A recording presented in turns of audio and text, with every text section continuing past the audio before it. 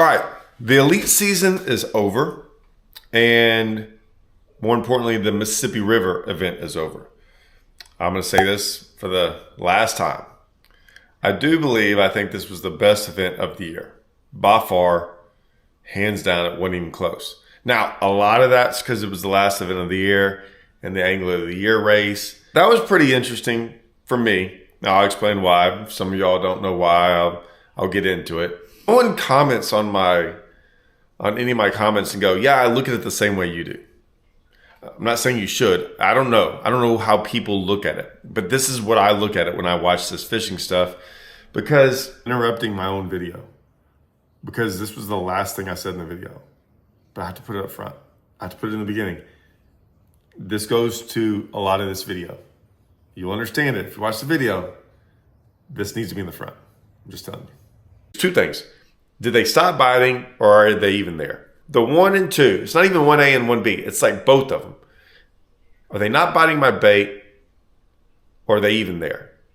That's the hardest thing in fishing. Live scope kind of tells you both of them instantly.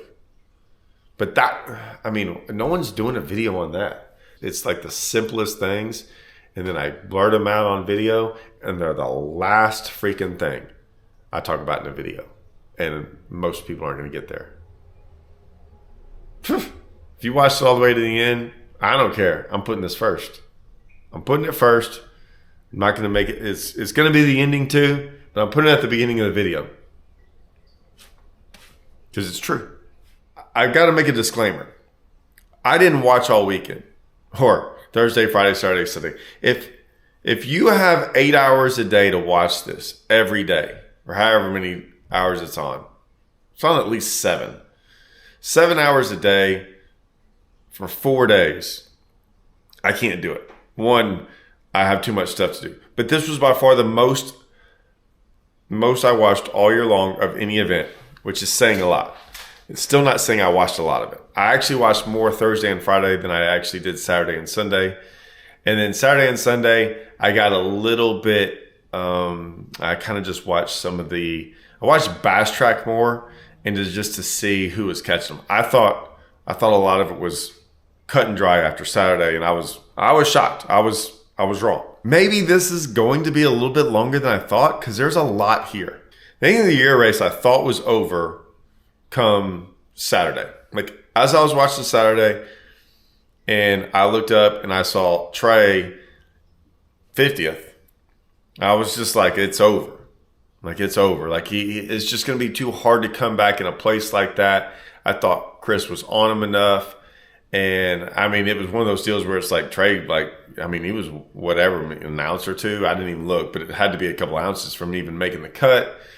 It seemed like that style of fishing he was doing. Look, it had him in halfway through the field. After 3 days, whatever he chose to do was good enough for half the field. So when I look back up Sunday and he had a chance, I still didn't think he had that big of a chance. I thought it was going to be hard to overcome. At one point in time, I'm like, all right, Chris has only got 4, and he's a couple places behind. But even with that, I was going, something tells me Chris is sandbagging a little bit on his weight, just enough. A pound or two. So it's going to be a tough one. Here's what I'll say about why I go so hard on guys that can live scope, guys that can't, guys that all this stuff. When I look at fishermen as a whole, this is always going to bother people that I think this way. I'm sorry. This is how I think. I can't help it. I don't think I'm the only one that thinks this way. I'm not so set in stone on this. But this is what I think about, and I don't really have the answers yet. I don't really know. I just kind of, me looking on the outside in, this is what I see. When I talk about guys and why I would like to see no scoping and scoping all at the same time, there's no doubt that we're never going to get away from scope, in the sense of it's so here to stay, because it's so good at catching fish. It's just so good at catching fish. It's such a dominant thing if you have a chance to somewhat use it in a tournament. And it makes some really hard lakes and some difficult times of the year, it makes them really good. Like really good. Like right now, without scope, fishing around our lakes are pretty tough. With scope on certain lakes, it's like night and day. It's like I can catch 5 fish a day or I can catch 50 fish a day. It's not going to go away. In tournaments, I don't think it's ever going to go away. I think they're always going to eventually try to figure out this like way to go around it. Now, besides all that, because I don't care. I've said it over and over again. I don't care. Keep it or don't keep it or whatever. I'm putting my time in. I'll deal with it. However, since it has such a giant outcome on things, I do think it's relevant. And I wish there was a way that I don't like that one thing can be that dominant in the sport. That's why the Mississippi River was so good, because nothing was dominant. It wasn't frogging. It wasn't flipping. There were so many different aspects of fishing that came into the Mississippi River, which is why it made it such a versatile, unique, really fun tournament to watch. The variety of ways to catch fish is a big deal. Now, maybe there's all these young guys in there that don't care about that and they just want to scope. Okay, but I'm just trust some people every once in a while and realize that that's not necessarily a good thing. Basketball is realizing that right now. If the entire game was guys jacking up threes, all of them, every single time, just three, guys are going to be like, hey, yeah, I wouldn't mind seeing a slam dunk here. I wouldn't mind seeing, you want to see other things. It's entertainment, okay? Now, if you just want to go out there and catch 10-pounders all day long, that's different. But you might lose tournament fishing to a degree. Now, I look at guys' careers and the way they go about things and the way how their career is going to end up as somewhat of a legacy as to how good of a fisherman you are. For me, that's how I will judge someone. I know you're not supposed to judge someone, but that's kind of what I look at. I look at a lot of different things. I look at how you caught them and I look at everything. The lakes you go, up, north, south. I was going to say up, down, north, south, different types of lakes, different ways you catch them, right? I think of the best angler is the most versatile angler. I look at being able to do that over a long period of time, things like that.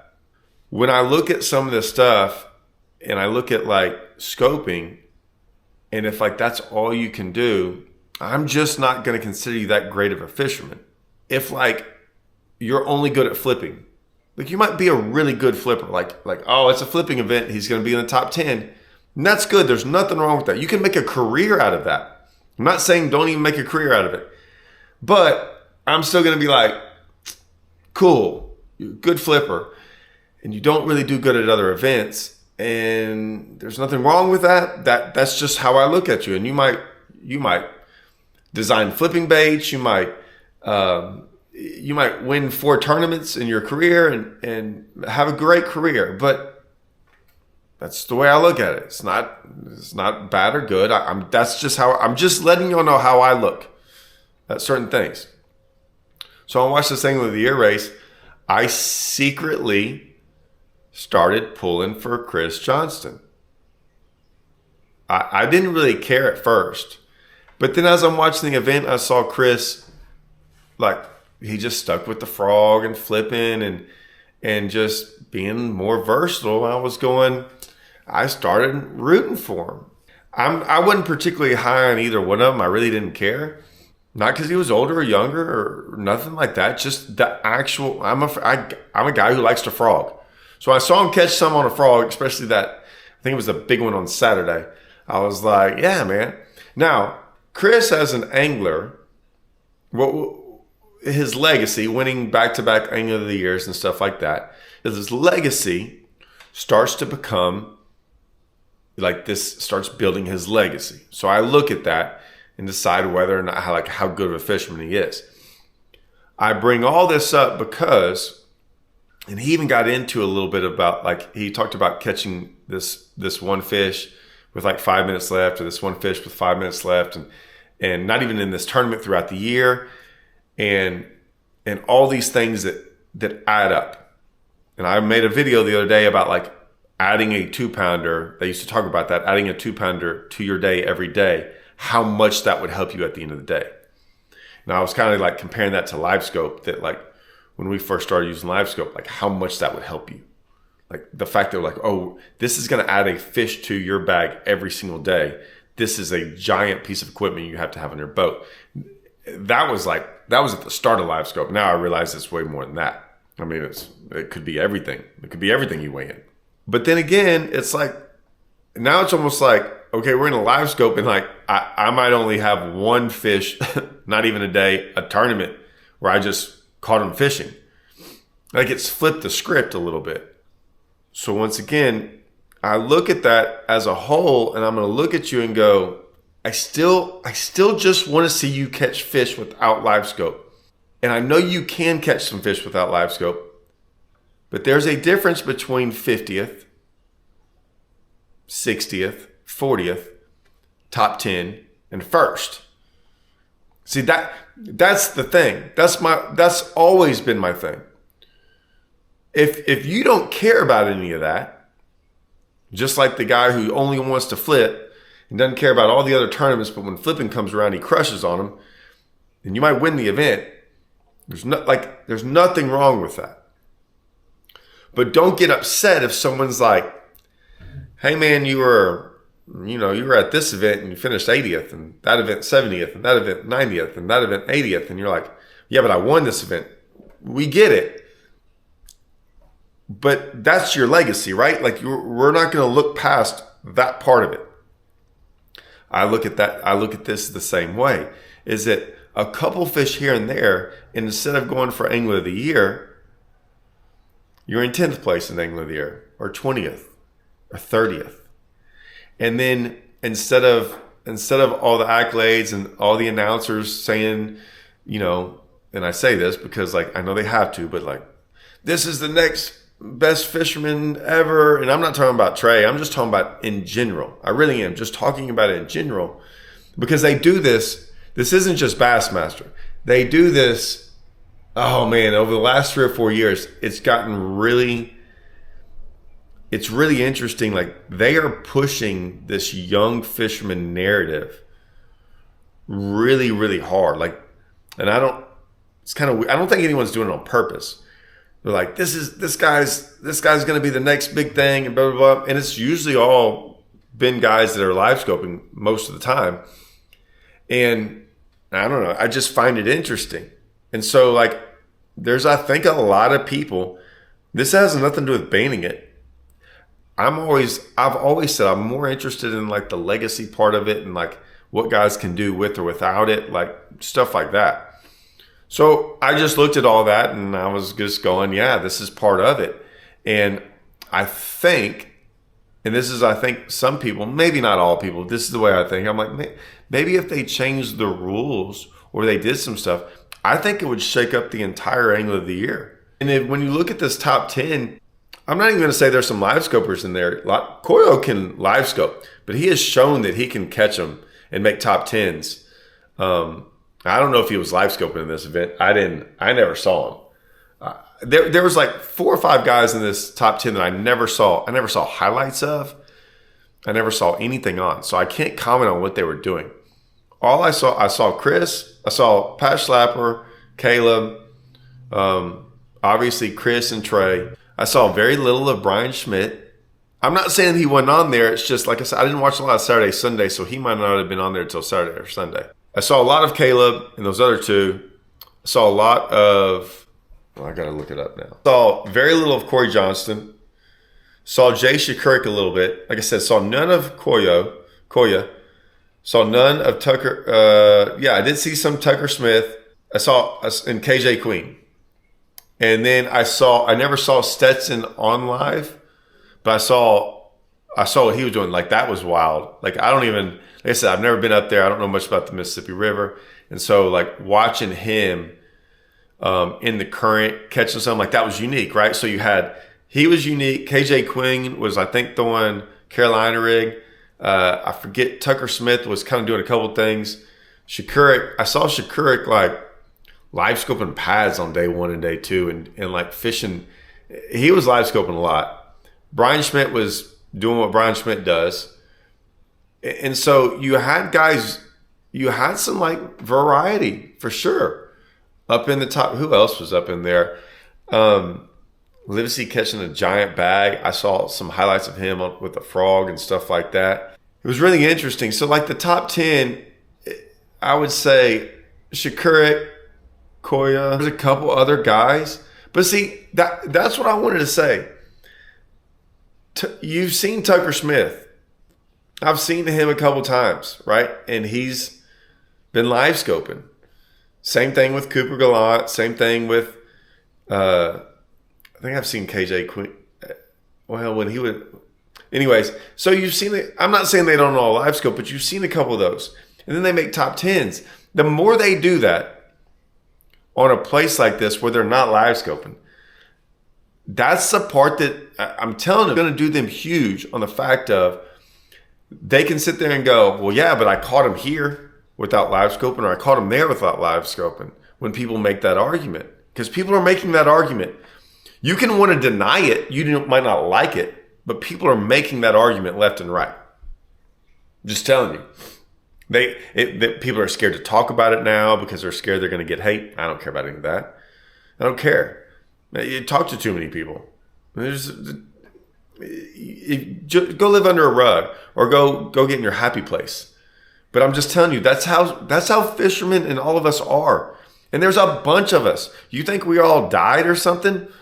You think in the last 3 years, everyone over 30 years of age all of a sudden just died and done? Man, there's way more of us. And we all talk about stuff. Most of us just don't use the internet and get on social media and cry about it. I'm not crying about it. I'm just saying that's how we think and how we look at some stuff. So it's interesting. So that was all part of the event. I thought all of it was good. I was looking at the cash winnings. The cash winnings still kill me. How much they pay down to? 50th place, 5,500 minus the 1,000, so 4,500 minus. Top 50 will make $4,000. I still think about it. Say you make a check in every event, and you're gonna make 5,500 in all 9 events, which is about $50,000. But you kind of paying $10,000 anyways, right? You're paying $10,000 for entry fees, and that's 40. Let's just say $1,000 for each event, so that's minus 9. I mean, you're around 30,000 if you make a check in all 9 events. Chances are, if you make all 9 events, you'll make the classic too, so you'll get that $10,000 back. But it's $50,000. That's if you make. I mean, I wonder how many guys. I like to see the stats on that. How many guys actually made a check in every single event this year? And you make a little bit more. I mean, you make a top. It goes to. We're not talking over 500, but so you make an extra 1,000 for 16th place, and at 15th place you make 7. You make 10. Top 10, you make 10. But man, you don't. Cash bonuses. That must have been for Angler of the Year stuff. Trey McKinney won an extra $50,000 for 2nd place. Jay Shakurik, 12. Koyo, 25. 10. 100. 6. 50. 10. I guess we're kind of done for the year now for them. So I don't know. I don't know what MLF's got next. I don't know if they're done. I think in PFL is done as well. I mean, I think we're done. I guess all we have now, we do have the Opens, the Open Elite Qualifiers. I don't know how many of y'all watch that or pay attention to that. I guess that probably will be interesting because none of those Angler of the Year races have started. That's all going to start here in just a little bit.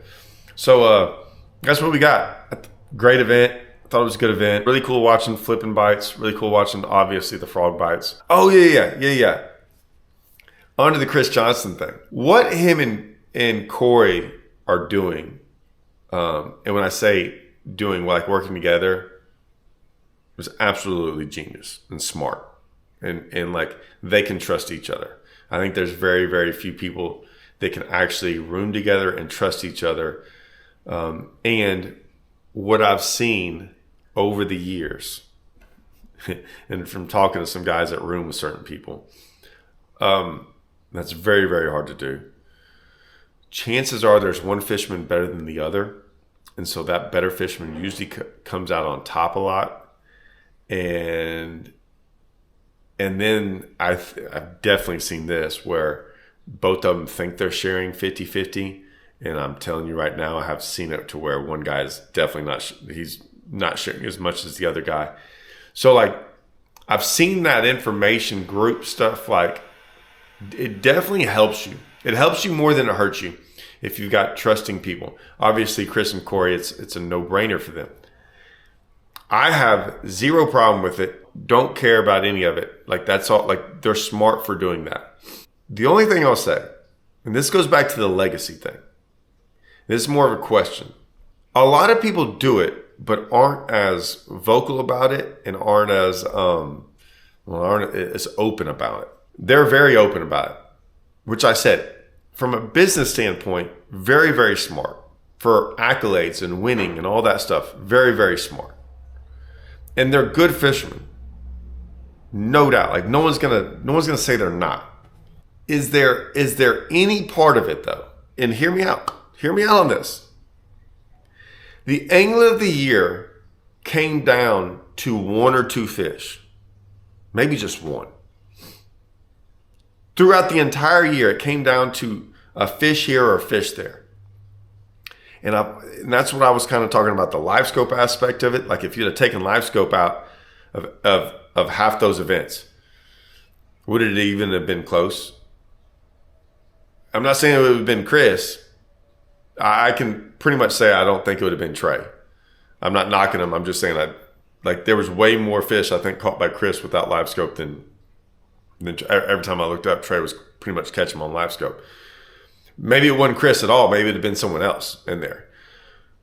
That was kind of my point, like, for the legacy. And everyone's like, well, what does it matter? I'm like, dude, $100,000 in a freaking Angler of the Year trophy, and there's only been so many people that have had multiple ones, or if not, or any, on the legacy part. And maybe they won't care, but will that hurt his legacy, like, down the road? Or people, and I think a lot of times, like, even with like, when you talk about Hall of Fame stuff, guys just go to numbers and they don't really care how you got the numbers. You never hear, like, in baseball, some guys like, man, he hit a whole bunch of home runs. Well, yeah, the where he played at, the field was a little bit smaller.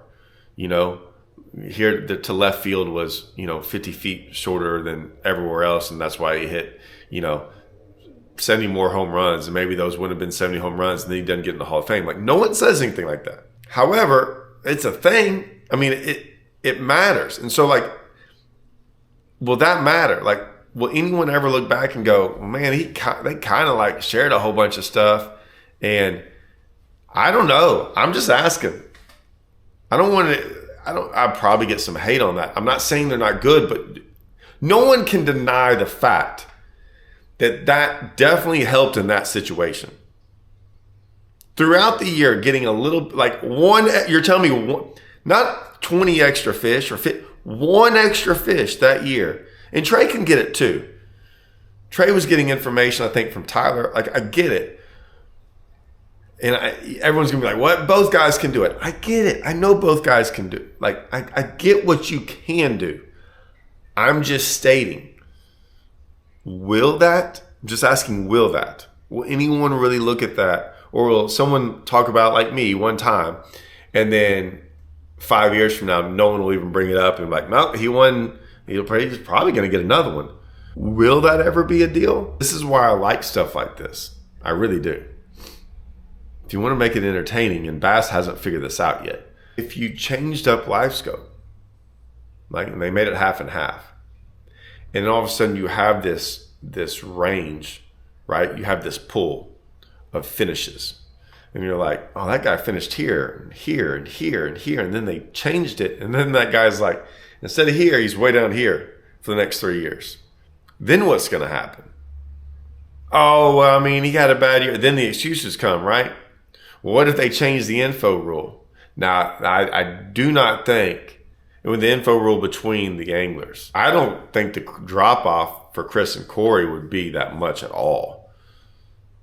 I think that would be very minimal compared to the live scope deal. If they change the live scope thing, not all of them, I would say it would, I'm just telling you this, it would shake up the standings so bad it would be crazy. Mark my word. It would change them up. I'll tell you the other thing it would change up. The standings are still hard because it's over a 9 deal. What it would change up is the inconsistency of your finishes. That's 100% of that. When you look back at places that don't have live scope, and you can even look at it from the days. Like you can look at the days of when they're on a body of water that's like mainly fishing, you see the highs and lows of over 4 days. Now, the winners, the top 4 or 5, theirs stay pretty close, right? Because they're winning the event. But everyone, you will see more highs and lows by far because it's fishing, and fishing's hard, and things change. And when things change, it's so hard that like live scope's so good, and I love it, and it's made fishing easier so much for me. It takes the guesswork out of it sometimes. It's crazy. Like you get used to it so much. It takes a lot of the guesswork, not on how to catch fish, but even if they're there. Like if fish move. Like you wonder if they're not biting or if they've changed. So it's 2 things. Did they stop biting or are they even there? Like those are the 2 the 1 and 2. It's not even 1A and 1B. It's like both of them. Are they not biting my bait or are they even there? That's the hardest thing in fishing. Live scope kind of tells you both of them instantly. But no one's doing a video on that. That's really and I love when I come up with like this, it's like the simplest things, and then I blurt them out on video, and they're the last freaking thing I talk about in a video. And most people aren't going to get there. If you watched it all the way to the end, I don't care. I'm putting this first. I'm putting it first. I'm not going to make it. It's going to be the ending too, but I'm putting it at the beginning of the video because it's true.